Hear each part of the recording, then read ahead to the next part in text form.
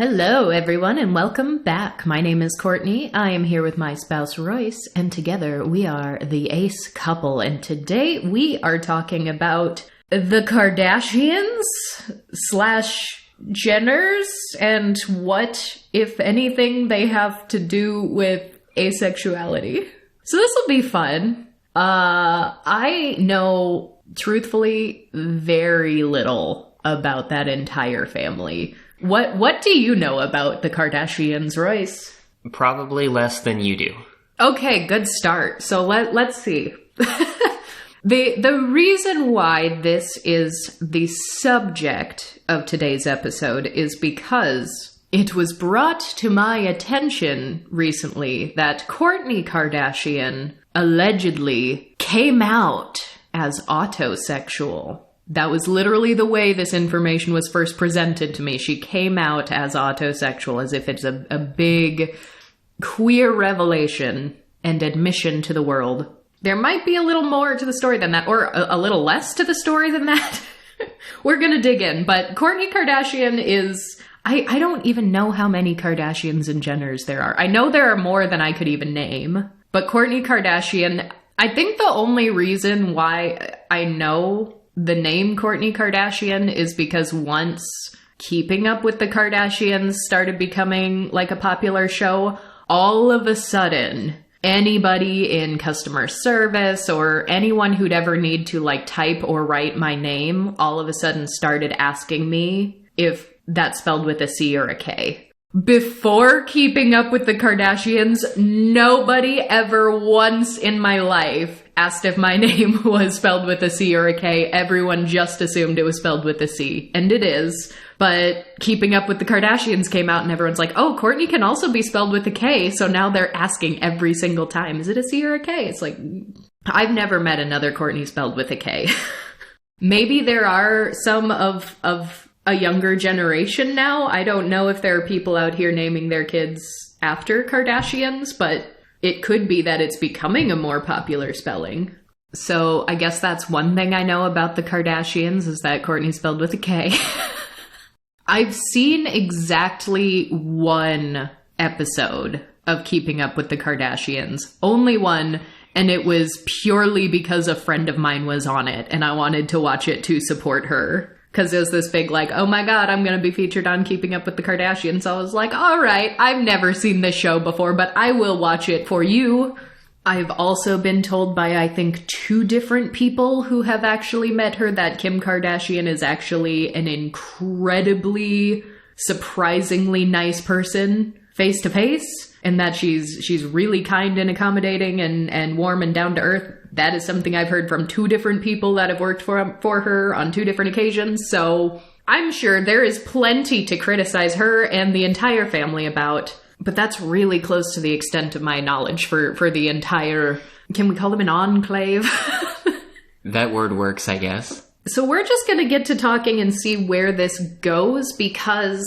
The quote, Kourtney Kardashian comes out as autosexual. I want to actually point out some of the weird ways that media covering other media, amplified by tweets, has sort of, I think, misrepresented the story a little bit. These social circles out there are playing the telephone game with this. Yes, I think by the time this got to me, the headline had gotten zippier and painted a slightly different picture of what was actually going on here, so I wanted to investigate that, not necessarily for Kourtney Kardashian's sake. I'm sure she's very wealthy and famous. I'm sure she's doing just fine and doesn't really care what we think about her association with autosexuality. So my concern, first and foremost, is about the non-famous, non-wealthy people who identify as autosexual, specifically the ones who identify as autosexual under an asexual umbrella, which we'll get there, because not everybody who identifies as autosexual considers themselves asexual, but some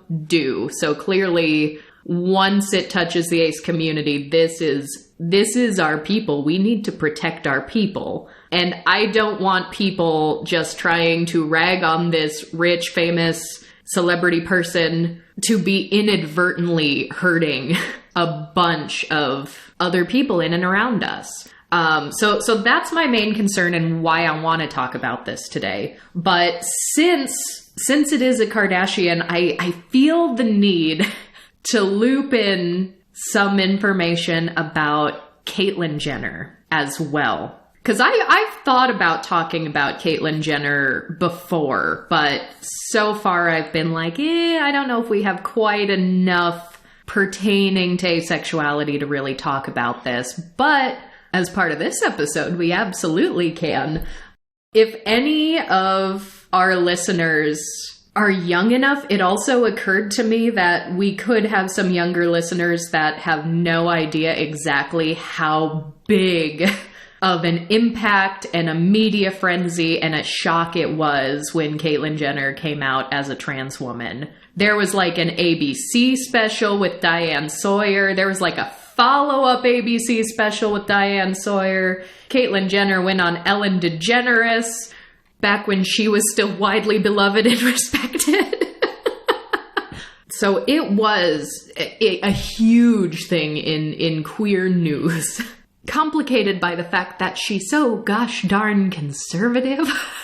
But there are, if you search the right things, if you find the right articles, some will tell you that Caitlyn Jenner is asexual. And I want to make this abundantly clear that I am treading a very, very fine line of questioning whether or not someone actually is what they say they are, because I hate that. I hate that, and I don't want to do it. But I do want to actually present things in the context they were spoken, because I guess for some reason, maybe it's just the media frenzy around them, things pertaining to the Kardashians and the Jenners seem to just get boiled down very quickly and widely spread. So we're going to get to the source of these and not only what it could mean for the Kardashian-Jenner clan. I'm going to say a different word every time. Apparently everything but family. I could just say family. That's the obvious word. But more importantly, what the public's perception of them using these words and the public's reaction could mean to the average everyday asexual, the average everyday autosexual. Because that public perception is what's important. And that's part of what I'm most curious about. I intentionally have not dug into this story because I knew we were going to talk about it. And you want to be surprised. I've been aware of the term autosexual for quite a while. I believe it was a term that I had heard mentioned around here and there before my modern understanding of sexuality and gender identity, but it was always mentioned in contexts that made me a bit skeptical, not of the orientation itself, but of the viewpoint of the person speaking. Yeah. It was mentioned in a lot of early sexology. I just pulled a few resources up here, and it wasn't originally developed by Freud, but it was furthered by Freud after it looks like a man named Havelock Ellis is credited with talking about, well, I guess broader topics of autoeroticism, but also what he considered transgender psychology and narcissism. Yeah. Not that he necessarily related all those three, but I'm seeing those three in a list right next to each other without knowing too much about this dude. But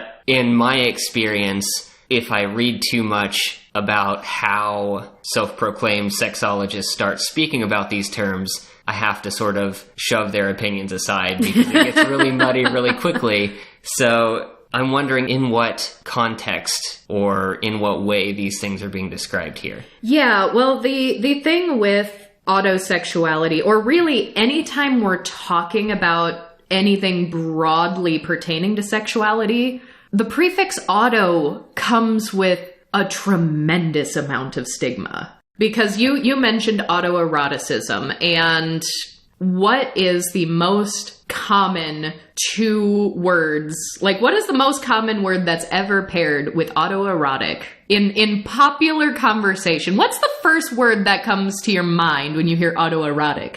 Asphyxiation, yeah. Yes. Because that became a whole thing in media. Yes. A trope. And the thing is, in the popular mind, in the hive mind, people probably aren't thinking autoerotic asphyxiation as like someone has a kink that they're exploring in a healthy way as part of a healthy, well-rounded sexuality. Normally it's either, or maybe both, it's either painted as, oh, this is something a sexual deviant would do, or it's someone died tragically and now they are a tragic figure because they died of autoerotic asphyxiation, or both. They're a horrible sexual deviant who died tragically because of their sexual deviation. So like right off the bat, when we use the word auto, there is so much stigma attached to it, and the things people are pulling from in their mind based on pop culture is not going to paint an accurate, nuanced portrayal of these things.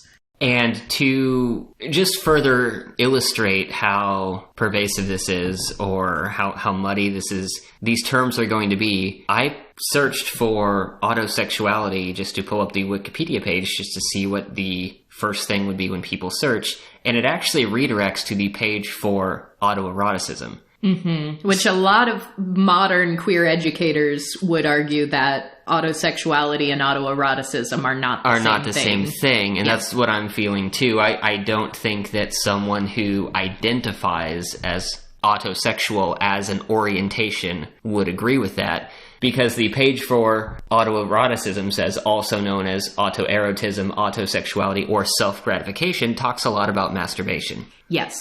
And that's why, like, the word autoerotic just has so much stigma attached to it, because if you take autoeroticism, like, yeah, masturbation can be a form of engaging in autoeroticism. That's something, I don't know if you know this, but approximately a lot of people masturbate.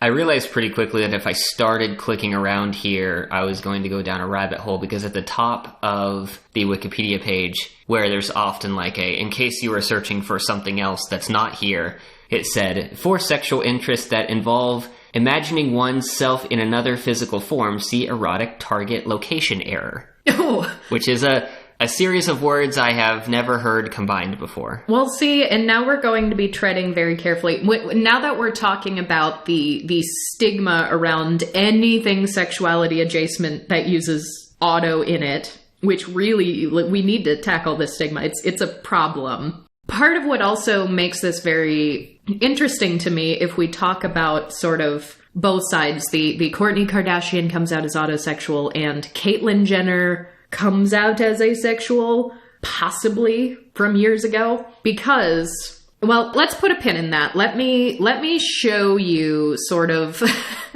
how this story first came on my radar and all of the responses I immediately saw. So I saw the Daily Mail with just a banner, Kourtney Kardashian comes out as an autosexual. But a lot of people online did not like that. So they are sharing this headline, they're sharing this sentence, and people are saying, oh, I just Googled this, and autosexuality is a sexual orientation on the asexual spectrum, which we'll get into a little bit more here in a bit, too.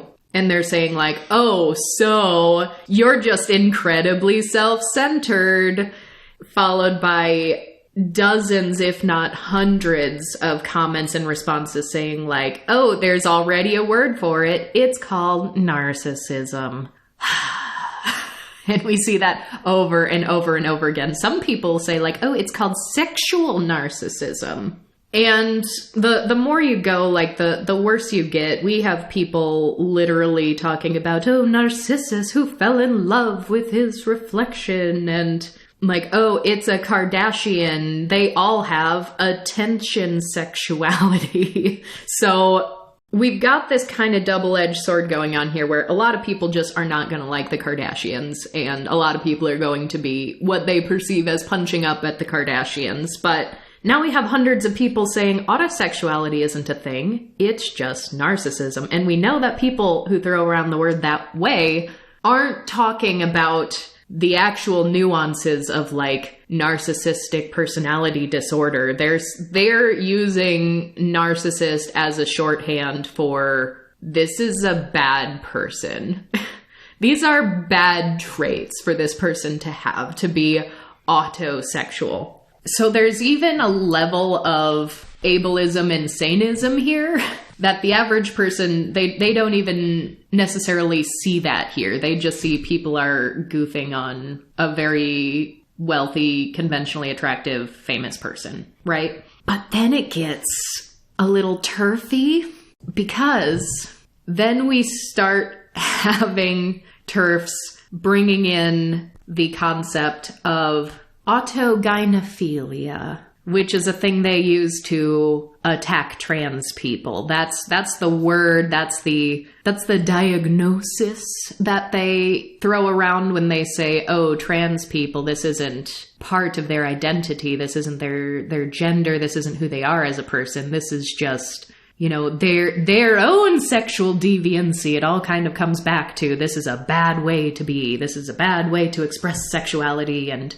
gender, and once a TERF gets their hands on it, gender and sexuality get muddied incorrectly so. But I genuinely saw people with like the suffragette flag in their banner, which we know the TERFs have co-opted in recent years, much to everyone's chagrin, say, oh, autosexuality, this just sounds like female autogynephilia. Because they always have to label things as either male or female, because those are the only two options, right?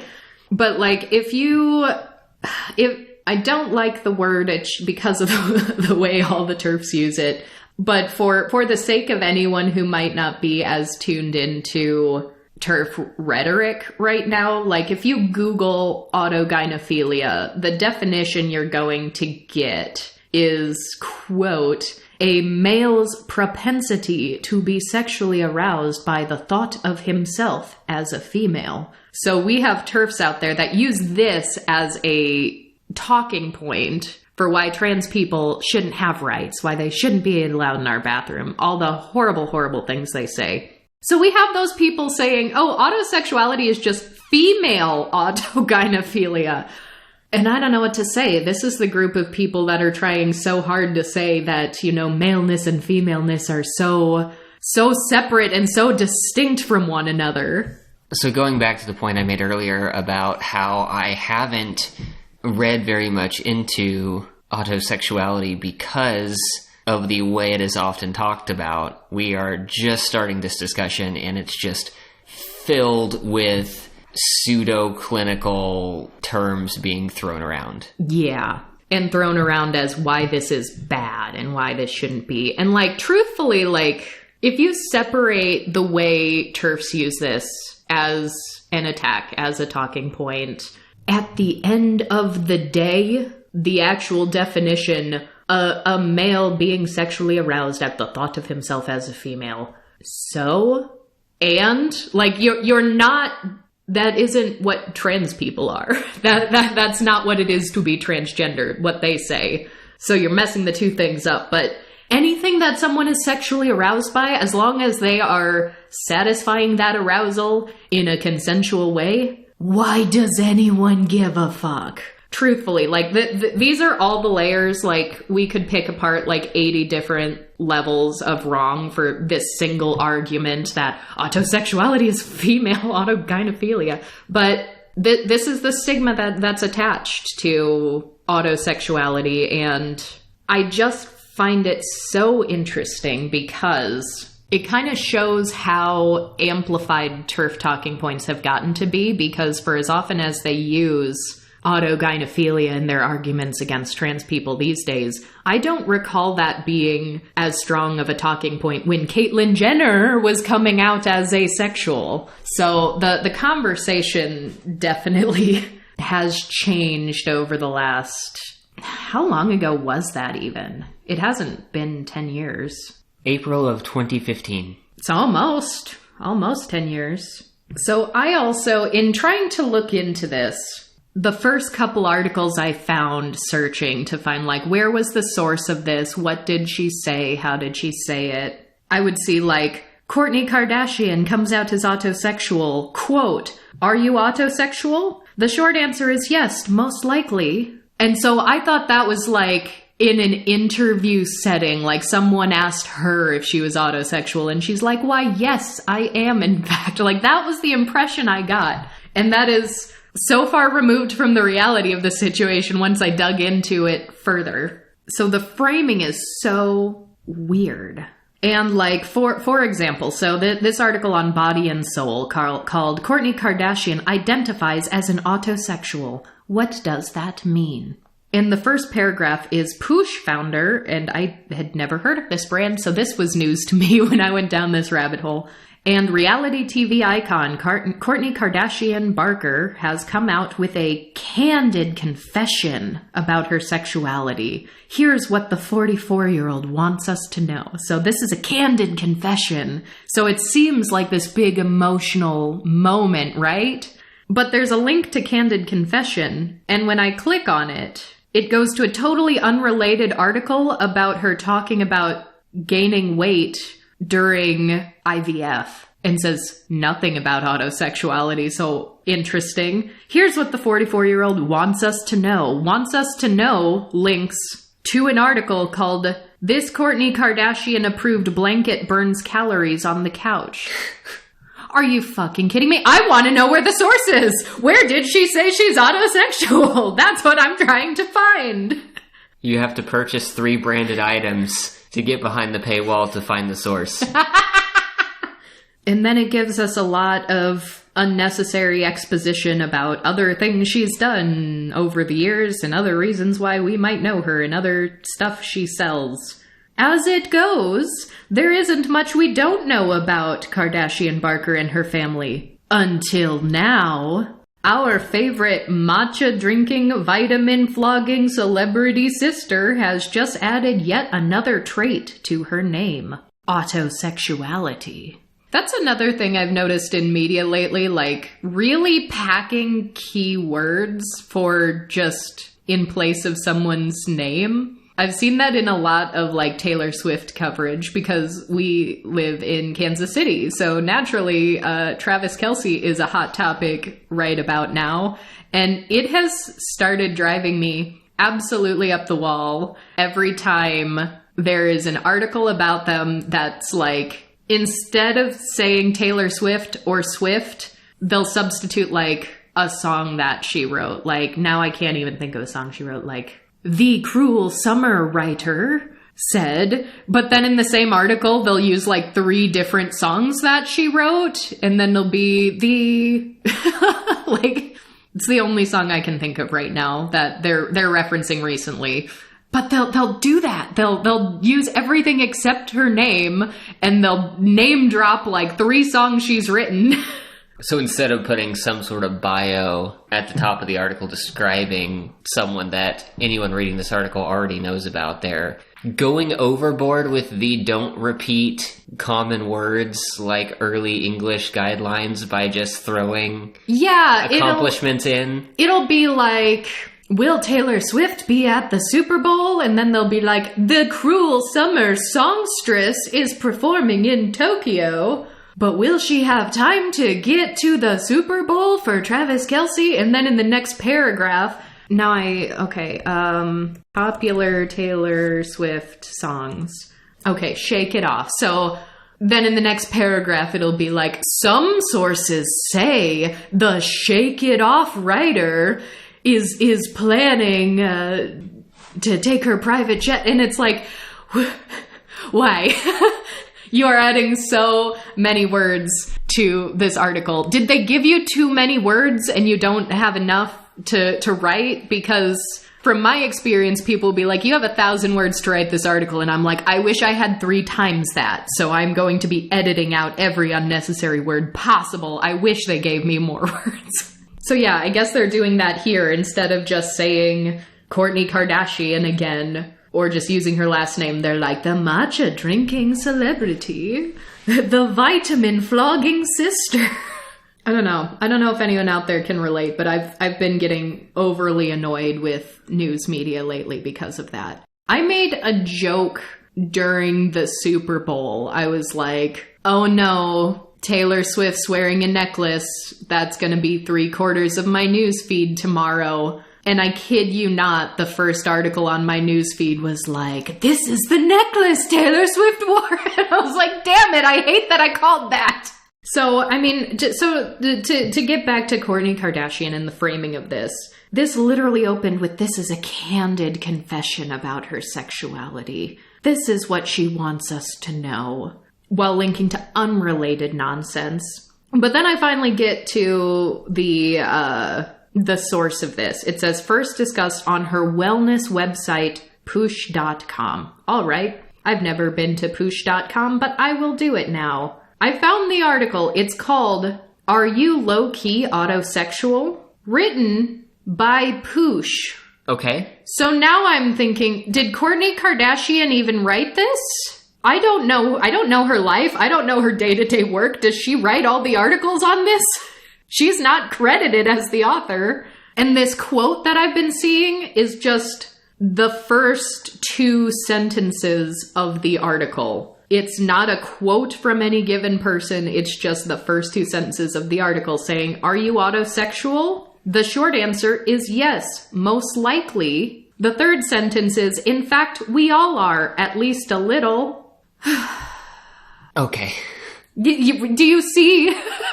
Do you see? What is the long answer? Because from those first 3 sentences, I mean, omitting that third sentence is what all the headlines were. The we all are sounds like it's talking more about self-gratification or masturbation or just the concept that everyone likes looking nice.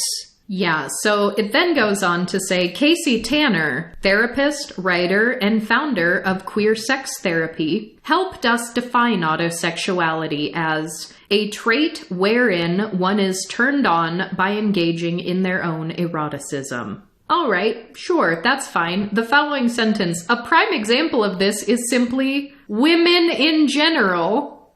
Wait, was that the end of that sentence? Yeah. There's a period after that? Okay. Yep. Okay. I was hoping for a little more detail. I thought that they were going to go into, like, beauty trends and fitness trends and diets and things like that, but nope. Well, it goes on later to say, like, oh, it can be the ability to turn oneself on through looking at, visualizing, touching, or smelling oneself. And later on, this might mean wearing sexy lingerie, even if your partner hardly gives it a second glance. It could mean doing your hair and makeup so that you feel good and turned on, even when you've been in a long-term monogamous relationship and the other party hardly notices. And then later on, it does say a quote from this Casey Tanner. Many folks resist autosexuality, fearing that it's narcissistic or might detract from partnered sex. In reality, autosexuality can be a healthy, even valuable part of your sex life. And I swear to you, like, the articles covering Kourtney Kardashian comes out as autosexual in a candid discussion about her own sexuality, those articles are longer than this one. This is not a very long article. And the thing is here, I don't disagree that for some people, autoeroticism and autosexuality can be a healthy addition to their sexuality and their sex life. But this is not even talking about people who just solely identify as autosexual, which I think is a bit of a gross oversight for someone who is a therapist and a founder of something called Queer Sex Therapy. Because here's a little bit of the nuances of autosexuality, right? Like, I know some folks who consider themselves like autosexuality that is my orientation. That is my label. They do not feel sexual attraction toward other people at all. Their sexuality is self-contained. They enjoy engaging in autoeroticism. They are able to become sexually attracted, become sexually aroused by and within their own body, and that is it. That is the only way that they experience that attraction. And for those folks, yeah, absolutely. Welcome to the Ace umbrella. But it's also a weird one where it's not exclusively or by default an asexual microlabel, because I also have had conversations with people who consider themselves to be autosexual and bisexual, for example. And they're just like, autosexuality is a part of my broader sexuality. And that kind of sounds a little bit more of what this article might be hinting at. And in fact, even the allusions, they aren't talking necessarily about like traditionally straight couples, but with the like, oh, if you're monogamous and your partner doesn't even care that you wear sexy lingerie anymore, but you do. There's almost a weird default assumption of straight on this article, and I don't know if that's the platform or if it's the way this writer was talking in this interview or what, but like at the end of the day, is there a stigma? Yes. Do we need to be tackling that stigma? Yes. But the thing is, all of these articles, all of these headlines that are covering this blog on Poosh are like kind of hiding the original article on Poosh. I had to work hard to get there and find where this actually came from. Well, yeah, then you'd read the third line that they omitted. Yeah, well, then you'd read the third line, but that's leaving a lot of people to just see a single tweet or a single headline that has been somehow changed to Kourtney Kardashian comes out as autosexual. And then people are just searching autosexual to be like, what the heck does that even mean? And a good number of them are finding autosexual in the asexual context. They're seeing a definition that's saying autosexuality is under the umbrella of asexuality, or it's a type of, it's a label within the asexual spectrum, which I guess, like, I don't know. Like, I do want more people to learn about this and hear about this, but this is not how you do queer education. And it's being presented as a queer coming out, because people are using the phrase, she comes out, and it's a candid confession about her sexuality, and it's like, I still genuinely do not even know if she wrote this. I don't.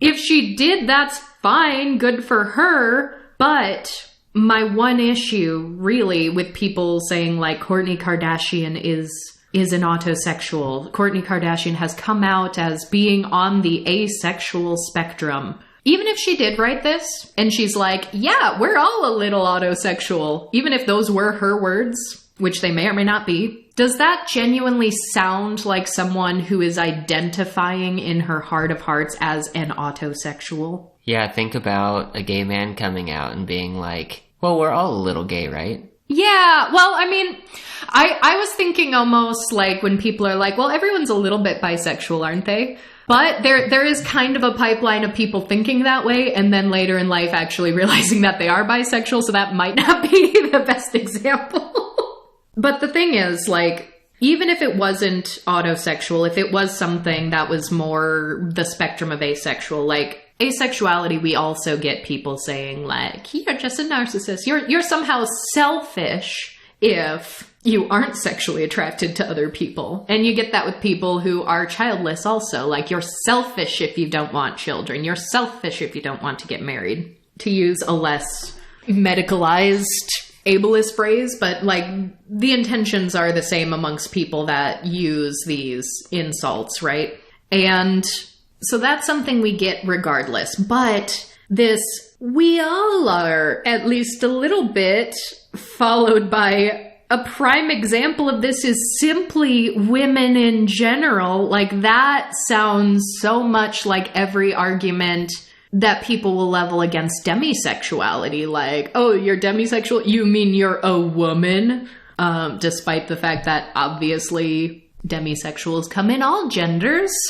Come in all genders. Like, you could go to a store and be like, I would like a... No, we're not doing that. They come in all shapes and sizes. So I also don't... I also just don't like the framing as, like, here is something that can be a very meaningful identity to some queer people and some who are on the ace spectrum. And yet the article itself is like, everybody is like this, and the public perception is like insult, insult, insult. I don't think that the original article, is treating this as an orientation. I think they are treating it as a feeling that a lot of presumably allo people feel as a part of their broader allo orientation, where they feel some sort of confidence or eroticism or empowerment by the way that they look. Yeah. And I think conflating that with the idea of autosexuality as an orientation is a case of using the wrong word or using a word that has multiple distinct meanings that need to be clarified before you get into the conversation, because they can't be intermixed. Yeah, and I guess to Casey Tanner's credit, because this is the only person interviewed on this article, the only one who has anything in quotes on this article, Tanner does say, like most human characteristics, autosexuality is a spectrum, and the majority of us are on it.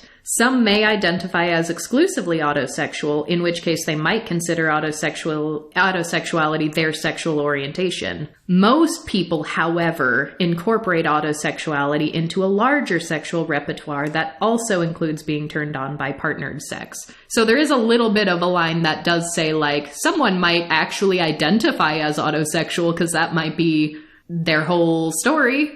But most of us still get turned on by partnered sex, but also are a little autosexual, because we're all a little autosexual, right?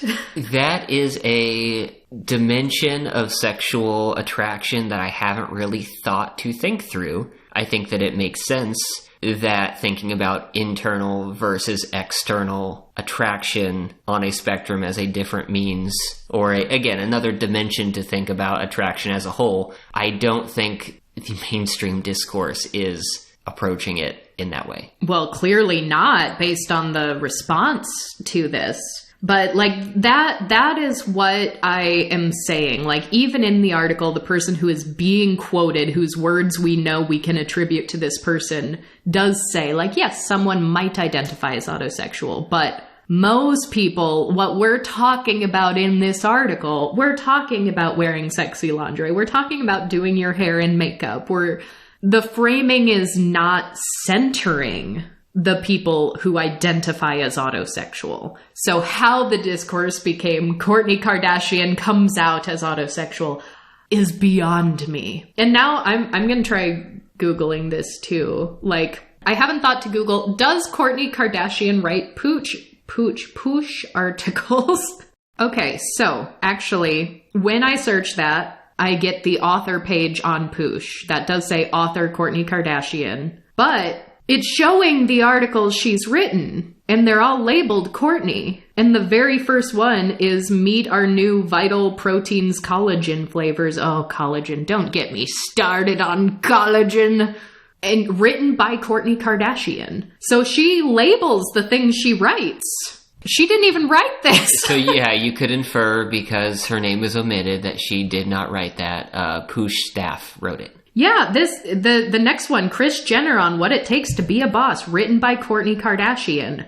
And this is just what I say, like, find the source of what's happening, and please, like, don't take an article covering an article covering an article covering a tweet for at face value, because, you know, you also, anytime someone is saying, like, oh, they come out candidly about their sexuality, like, you don't want to be the asshole who's like, but is she really autosexual? Because if she genuinely, in like an interview setting, was like, yes, most likely I am autosexual, this is a very important part of myself, like, then we have to take it seriously and we have to respect it. But that's not what happened here. It's not. Yeah, is she really is not the way you want to go about that, but did she actually say that, or just simply source, I think, is a valid response. Pics, or it didn't happen. No, I don't want those pics. Didn't a Kardashian pic break the internet once? Was that the first example of, quote, breaking the internet being used as a phrase? That's the third thing I know about the Kardashians.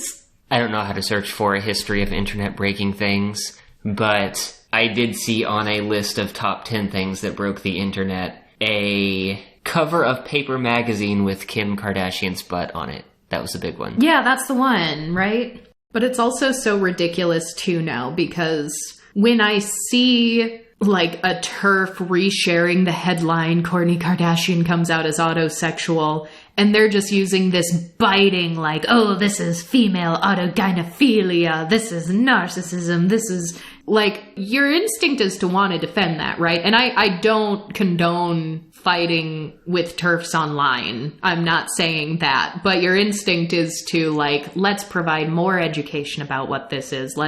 And if Kourtney Kardashian did genuinely come out sensitively and openly as an autosexual, like you would want to defend that, you would want to respect that, but that's just not even what happened. So now it's, if you argue with these people, you're arguing over a news story that isn't even real, but you're kind of doing it on behalf of all the real life autosexual people out there who don't have as big of a voice or a platform, but are still seeing all of this hate leveled at anyone who's even implied to have this identity or use this word. So it's just, everything sucks about this situation. Okay, so I think it's probably safe to say that Kourtney Kardashian did not come out in a candid interview as being autosexual. At least not in the way that it is being portrayed. So I do still want to talk about Caitlyn Jenner, though, because we've been able already to touch on sort of the hatred that a lot of trans exclusionary radical feminists have toward asexual people, autosexual people, in addition to trans people. And we've talked in the past in previous episodes about how TERFs really, really do hate aces. So I do find it interesting that we do have an example within this family of a trans woman who also happens to be very conservative and agrees with the TERFs on certain things, but has actually herself used the word asexual, which makes this one a lot more complicated. Because back when she first came out as Caitlyn Jenner, this was a true coming out. This was 2020 interviews. This was doing the interview circuit. She wrote a book at one point, which I have not read. Maybe there's more clarity in her memoir, but based on what we were seeing at that time, she is unequivocally a trans woman. She said, I've known that I'm trans. I've been confused about my gender identity since I was very young. We learned at that time that she tried beginning HRT like in the 80s, but quit for fear of hurting her kids. And now, over 60 years old, verging on 70, she's ready to show the world who she actually is. She's on hormones again. She's getting gender confirmation surgeries. And she's introducing Caitlyn to the world. And for the most part, she was very open about any questions people wanted to ask. Her whole deal was, I know a lot of people aren't going to understand this. I know a lot of people don't accept this. I might be the first trans person like a lot of people have seen. So I want it to be a pleasant experience. I want this to be as easy as possible for these other people. And there was a good amount of respectability politics involved in that. But she was talking about surgeries and even said, you know, when it comes to like bottom surgery, this is something trans people can talk about. And I'll talk about my thoughts on it, but you shouldn't ask other trans people about it. So she got some things correctly for like a huge 2020 interview for a lot of people in America who had probably never seen a high-profile trans person before. There were some good things associated with it at the time. I remember watching these specials just to see how it was handled. And the one thing that was really not great, if anybody like goes on a research tangent about this period of time after listening to this or anything, they still at first, by Caitlyn Jenner's recommendation, still used he, him pronouns at the start, and sometimes even still use the name Bruce Jenner, but they do like the asterisk, like, we have been asked to use the familiar pronouns for now. And so there would be a lot of statements if you look up these old interview clips, which would be like, he has known he was a woman since he was a little boy. Like there would be things like that, or like, he is now going by Caitlyn Jenner, which most trans people wouldn't be cool with, but at the time being conservative and being like, I just want this to be easy for people. And I think he even said something like, okay, so when do we start calling you she and calling you Caitlyn? And I think she was like, oh, you'll know. Like visually, I will look like a woman, and then you can. And so there was a lot of queer history is going to look weirdly upon it. It was simultaneously such a big revolutionary moment and also regressive in some ways. And so this is why it's so weird, because people would ask, like the interviewers would ask about sexuality. Well, we know your family. We know you were with Kris Jenner for so many years. You had a wife even before her. So like, now that you're a woman, are you still going to be with women? And some of the interviewers weren't very comfortable. You could tell them trying to pick their words very, very carefully. And I just distinctly remember Caitlyn Jenner sitting there in multiple interviews at this period of time, using like the same quote anytime someone would ask, what is your sexuality? She'd say, well, sexuality and gender are two different things. And she'd say something along the lines of, your sexuality is who you go to bed with, but your gender identity is who you go to bed as. Like, that was the thing that she said all the time at this stage. And that was always the answer in response to people saying like, well, what is your sexuality then? And if they didn't drop it after gender and sexuality are two different things, they're like, okay, I understand that, but what is your sexuality? If your gender is woman, then what is your sexuality?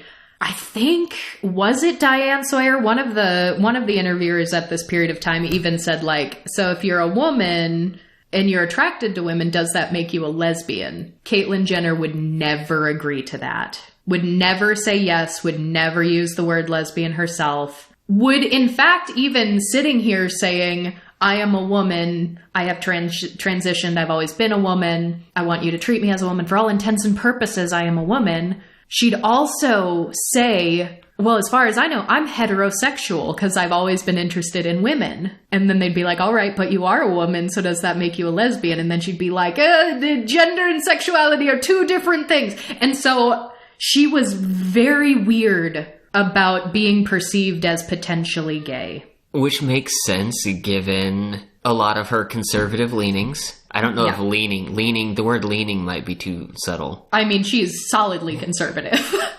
I'm pretty sure in recent years she's been like condemning trans women in sports, which really sucks as a trans woman who is a well-revered Olympic hero. That sucks. But this is the only reason why any mention of asexual, I think, by Caitlyn Jenner needs to be looked at in context, because she'd refuse to say, I'm a lesbian or I'm gay, would still not even say, I'm attracted to women as a woman. She'd say, like, I'm completely heterosexual because I've always been interested in women. And they'd be like, all right, you're a woman now, but does that make you gay? Then she would start to say things like, well, you know, I already did the family thing. I already have so many kids, so I'm not looking to start a family with anyone, which is a very conservative talking point of this is the only reason why you would like marry and or have sex with someone is to have children, is to start a family. So she'd be like, I'm past that. I have so many kids. I have grandkids. So I'm just not at that stage in my life. And some of the quotes she'd say like, would I possibly have a female life partner in the future? Yeah, possibly, but definitely not a female sex partner, but maybe a female life partner, which could be like romantic asexual vibes. That could very well be. I don't actually know her heart. But then she'd also say things like, she did eventually get bottom surgery. I think she talked about that process in her memoir. But I distinctly remember a like, oh, I'm not attracted to men And this quote was something along the lines of, maybe that will change after I've removed the last appendage of my maleness. So she's basically saying, like, maybe when I get bottom surgery, I'll want to have sex with men. And so I don't know if that is... The thing is, with the conservative mindset, not even necessarily just her age, because I know people in their 70s who have a more nuanced understanding of gender and sexuality than this, but she would sometimes say, like, well, you have to understand, like, I'm older, like, my age, like, I am conservative, I like tradition, and she'd say those things. And it's like, so without her specifying, it's hard to know, does she genuinely think that she could be attracted to men and she's just not letting herself explore that because she thinks there's an arbitrary, I need to do this before that factor here? I don't know. Sounds like it maybe could be based on the way she's tiptoeing around it. Because I have trouble believing that with all her other views and everything else she said, that she understands how fluid sexuality can be and how sexuality can change over time. So maybe my sexuality will change. Like, I struggle to think that. But again, I don't know her heart. I don't know. When she went on Larry King asked what your sexuality is, and she just said, I don't even go there. Like, just, I'm not even going to answer that question. I don't even go there. And so a couple of times when pressed in these interviews, in addition to maybe a female life partner, definitely not a female sexual partner, maybe I'd sleep with a man after I have bottom surgery, but I don't know. Then she'd say, I'll just have to say I'm asexual for now. And it was always that, asexual for now. And that's another thing where it's like, in our nuanced understanding, we do know sexuality is fluid, and maybe someone who does genuinely identify as asexual now might not in the future, and that is fine, and we should respect those people in their journey. But I don't think Caitlyn has that understanding, so it almost feels wrong to analyze it with that understanding. It does. Without more information, I'm inclined to read that as celibate. Yes, it's as if you're saying asexual, not as the orientation one might define themselves as, and more asexual as I am not sexual.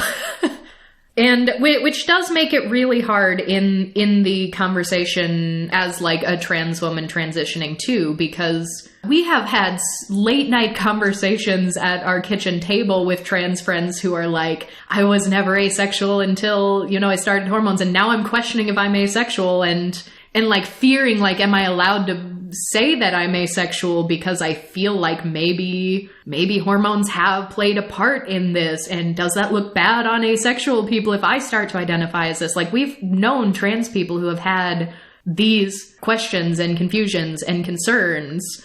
So it is incredibly possible that she or any other trans person out there has, quote, become, or at least come to understand asexuality through the gender transition journey. And we have to be okay with that for the people who do hold that truth.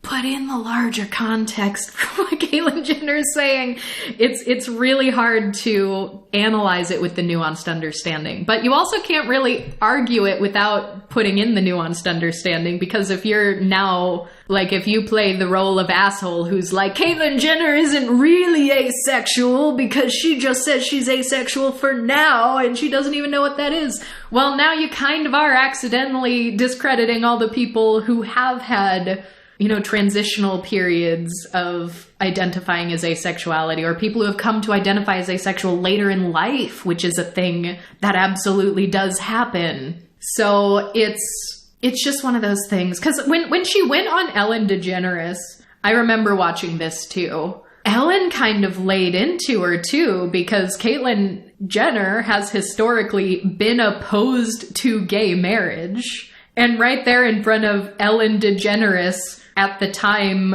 the most famous lesbian maybe in the world, Caitlyn Jenner was saying things like, oh, I used to be very opposed to gay marriage, and now I'm still, like, she was still tiptoeing around it. And she's like, I don't want to come in the way of anyone's happiness. Like, if this is what makes you happy, and if having the word marriage, if that word actually means so much to you, then Ellen was sitting here being like, yeah, the word means so much to us because that's what it is. If you all get to marry, then we get to marry too. That's called equality. And like, I remember Ellen laying into her because she was still uncomfy about the idea of gay marriage. And so all of that at once being like, I'm heterosexual, I'm attracted to women, but if you're a woman, does that make you a lesbian? No! And I'm uncomfy about gay marriage. And I definitely would never sleep with a woman, but maybe I'd have a woman as a life partner. Maybe I'll sleep with a man after I get bottom surgery. So let's just go with asexual. And then other people saying, what's your sexuality? And she's like, I don't go there. I don't go there. I will open up about all of my surgeries and my gender identity, but I will not go there when it comes to sexuality.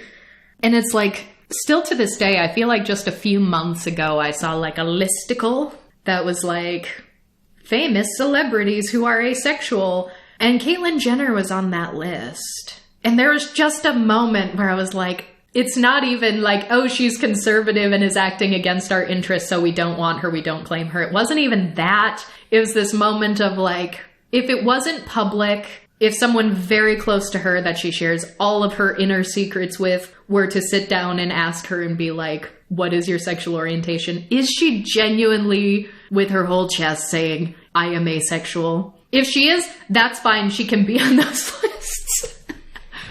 I don't know. Maybe someone will come along and be like, actually, I read her memoir and she is very solidly identifying as asexual. Maybe it could be. But as of now, when you Google like Caitlyn Jenner asexual, it'll be a line on the Wikipedia page that is going back to 2015 again, right during the same period of time with the quote, identify as asexual for the time being. So. Well, 9 years have passed, so what about the current period of time? I haven't been able to find anything more recent than that, really. So that's what we're working with.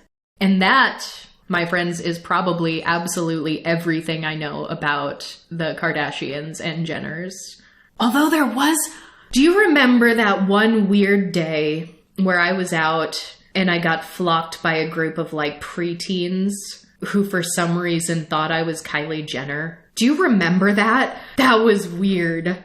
Only in the vaguest of terms. Yeah, there was a group of preteens that were like, oh my God, are you Kylie Jenner? And I was like, no. But then I didn't even know what Kylie Jenner looked like at this period of time, so I had to Google her after the preteens left. Oh, I do remember you doing like a side-by-side image. Like maybe there was something with your hair or the outfit you were wearing where you were like, oh, I kind of see it. Well, at the time, I think my hair was purple. And I think at the time Kylie Jenner's hair was like a bluish kind of indigo something. And I was wearing a lipstick that matched my hair. And I remember I was talking to a makeup artist that I was going to see that day. And I was like, a few minutes after this happened, I was like, I just got flocked by preteens asking me if I'm Kylie Jenner. Then she was like, oh, it's probably because of your lipstick. Your lips look so big. And I was like, my lips?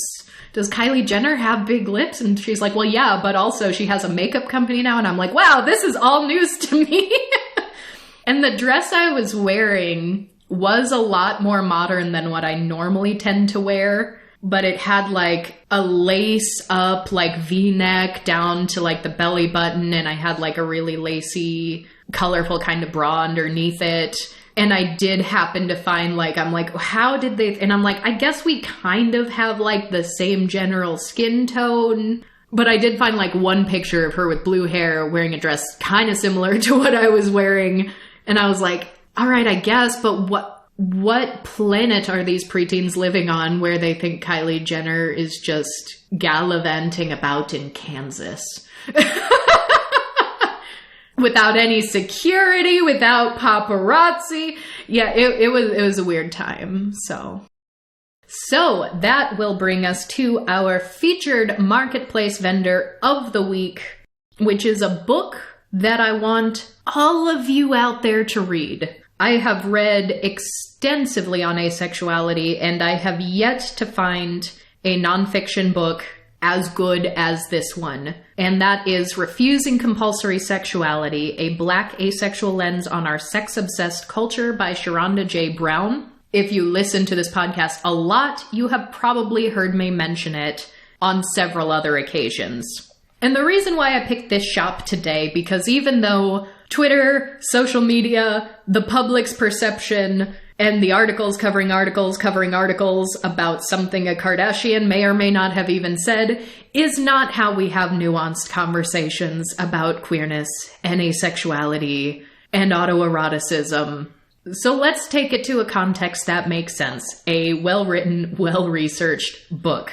And amongst many other topics in there, there is a chapter on desire, which I do think is especially pertinent to conversations about autosexuality, autoeroticism. There are historical references, for example, a 1977 essay by Myra T. Johnson called Asexual and Autoerotic Women, Two Invisible Groups. So there is a precedence for describing, quote, asexuals as people who prefer not to engage in sexual activity, while those who do experience sexual desire but have no wish to satisfy it with others are called autoerotic. There are also quotes from an asexual sex educator named Evian Whitney, someone I have also mentioned on this podcast before. And they both, in this book and in their own content, have a lot of great information about what sex and sensuality can look like for an asexual person, what desire looks like and how it can be expressed as an asexual person. And in fact, I'll go ahead and put links to some of her content in the show notes as well. If you'd like to check it out, please do. And definitely check out the link to purchase your own copy of Refusing Compulsory Sexuality. I cannot recommend it highly enough. And I'll link to other places you can find Sherronda J Brown as well. As always, thank you all so much for being here, and we will talk to you all next time. Goodbye!